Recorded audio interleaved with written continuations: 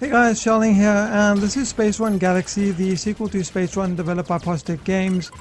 Space Run was a game that took a unique approach to the tower defense genre, and Space Run Galaxy remains pretty much true to the same formula with some new interesting additions.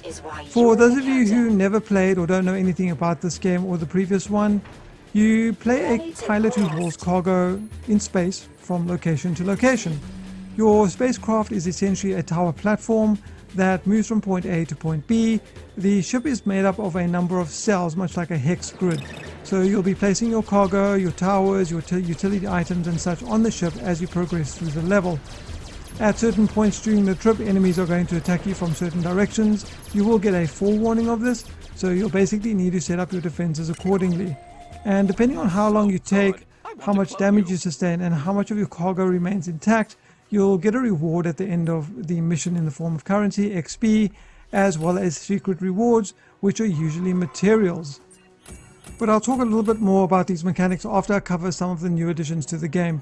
So firstly, there is a galaxy map, which consists of 4 systems, and after my 12 hours of playing the game, I'm still in the first system. So with regard to content, no doubt there is a fair amount to keep you busy. They've introduced a leveling system as well, so you need to be a certain level in order to access certain planets, certain systems, certain missions, and certain upgrades for your ship. There is also a multiplayer aspect to the game. You unfortunately don't actually get to play with other players, but you can create contracts to get other players to haul your materials around or haul your cargo around for a price. You can also sell your excess materials, or you can buy other people's excess materials. And personally, I actually think it's quite nice because it creates a sense of a living, breathing economy in the game, which I think is pretty cool indeed. So they've also added a merchant in the game where you can buy materials and also sell materials if you don't want to be selling them to players. And you can also buy ships, which you can then customize by buying additional cells to increase their size. Each ship has a different cost, a different limit, and a different shape, and every ship you own can be used to do any run that you have access to in the game.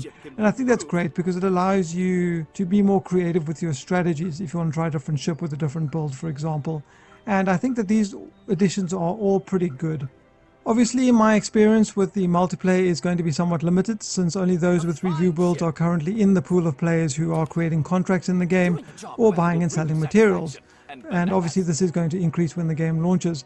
But up until now, I've had no problems with any of these systems. Contracts I create are fulfilled within minutes of me creating them, and selling my materials, they get picked up really quickly, and I've seen some materials already selling for some decent prices.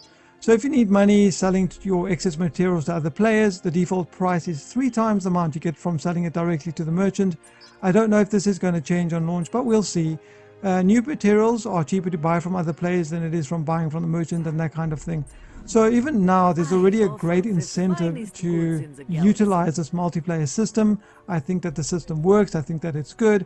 It fits with the theme within the game, and it definitely encourages cooperation with other players. Okay, so let's talk about materials just for a moment here. Now, every time you finish a mission, you're going to get XP, you're going to get money, and you're going to get what's referred to as secret rewards. And they're usually materials. Now, materials are extremely important in the game. They are used for crafting all the systems on your ship, like turrets, shield, repair stations, and such. The materials are divided into 3 different categories. You've got blue, you've got red, and you've got green. Now, the thing is that once you've done a mission and you get this material reward, the material itself is going to be listed as cargo on the planet where you ended the mission. So you're going to end up with materials all over the place because you're going to be doing runs all over the place. So what? You might be asking, what does it matter? Well, the mechanics on each planet will only take into account the materials on that particular system. Now, the mechanics are the people who are going to craft the stuff for your ship. To complicate things even more, these mechanics don't craft items from every category. So you'll find one mechanic, he'll do blue and he'll do green, but he won't do red. Or you'll have somebody who does the red and the blue, but he doesn't do the green. You get the idea. So what's going to inevitably happen is that you're going to ship all your materials between planets to get them to a mechanic who does craft that utility type. Now, it's a pain in the arse to have to ship your own stuff around, and not because it's not fun, but because you're going to be doing a lot of runs in the game. You are going to be doing so many missions in order to farm currency, in order to farm materials, that it's going to get quite tedious and somewhat grindy if you're going to have to ship all of your materials that are strewn all over the galaxy to one planet. They've obviously designed it this way to encourage people to make use of contracts. So using the contracts that is built into the game is going to save you heaps of time. However, there are some serious design issues with the UI when working on the galaxy map that I found incredibly frustrating. So there is no way for me to see a summary of all my materials, as far as I can tell at least. You have to go to the system map and you have to look at the bottom of each planet. The material color is going to be represented there by a number, indicating how much of that material you have on that particular planet. Secondly, if I wanted to get to a screen where I could utilize a mechanic, so you could craft some stuff for my ship, or if I needed to go to the starport in order to customize my ship or whatnot, I would have to click on the planet, select fast travel, click on visit, then click on the tab, and then do what I needed to do. Once I was done, I'd have to click with the mouse on the little red arrow to go back one screen, and then I'd have to click on it again to go back to my system view. Now, before you say, well, that's not too bad, let me just give you an example. So I need a certain material and I want to buy it from another player. I need to check each planet individually, because like the fact that there's no overview of my materials, there's no global trade screen. So let's put this into perspective for a second. I would need to click on the planet, then I would need to click fast travel, then visit, then merchant, then player sales, and then search for my item. If it wasn't there, I'd have to click the back arrow once, I'd have to click it again, then I'd have to click on the planet, then I'd have to click fast travel, visit merchant, so on and so forth. The other thing are the merchants. They basically buy and sell materials and they sell ships. But now not every merchant buys materials and not every merchant sells ship. So you need to scout around the system to find one that does and then go through the above listed process. So why they chose to not go with a global merchant, which could be accessible from anywhere in the system where I could just buy and sell anything I wanted, or I could buy ships from anywhere I wanted, or access the player trade screen from anywhere in the system, I don't know. They've chosen to go with it on a system by system basis. And the reason it's so frustrating is because this game is actually quite good. I mean, the actual gameplay during the runs itself is fun. It's challenging and actually very entertaining. Each run has its own tough spots, and the placement of the structures on your ship is going to change every run depending on what you need to be dealing with. Everything you build is going to require scrap, and scrap is basically gotten from destroying waves of enemies. So the more of them you destroy, the more scrap you're going to get and the more stuff that you can build. So do you build the turret now? Do you wait to place it later? You've got a limited amount of scrap when you start the mission. So, you really need to plan out when you're going to use certain things to get the most scrap and to get the most success on any particular run. The weapons that you have their own special abilities that use power. Power regenerates over time. So you can use these so-called special abilities at certain points during the mission, and knowing when to use them is going to be the key to succeeding.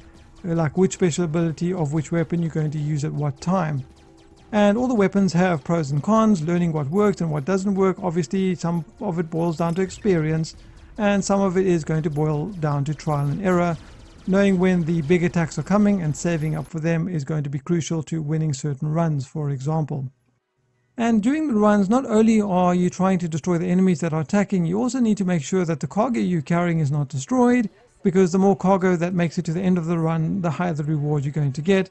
And on top of all of these things, you can also get awarded 3 stars for each run depending on how fast you do it. So you'll not only be building the defenses on your ship, but in order to get that 3-star award, you're going to be sacrificing your defenses and survivability in order to improve your speed by building engines and boosters and that kind of thing. And this combination provides a good challenge and definitely keeps you engaged. So there really isn't that much to complain about here, except for the fact that you're going to be repeating each run many times. As you progress through the story, the missions get harder and harder, and you're going to end up in a situation where your equipment to do those missions isn't going to be good enough. It's just not going to cut it. So you're going to have to go back, you're going to have to farm for money, you're going to have to farm for these materials so that you can craft better equipment, you can craft new equipment, you can level up so you can get these special upgrades or more powerful turrets and that kind of thing in order for you to succeed at the more difficult quests that come. But I did think that the leveling took a little bit long and it forced me to go back and repeat stuff more than I would have liked to. Otherwise, with regard to sound and music, I think they're both fine. The woman's voice who talks when you are in your actual runs can get somewhat repetitive, but thankfully that can be disabled. I think that the voice dialogue for the story NPCs is okay. It's not great. There's a story as well, obviously, but the NPCs aren't particularly interesting. Some of them are quite generic, and I think some of the voice acting is mediocre at best. But aside from that, I don't think you're really playing Space Run Galaxy for a story. I think that if you enjoyed Space Run, you're going to find a lot to like here with all the added mechanics and the progression system. And if you've never played Space Run and you don't like tower defense games, which I usually don't, you might actually still be pleasantly surprised at what this has to offer, since I was as well.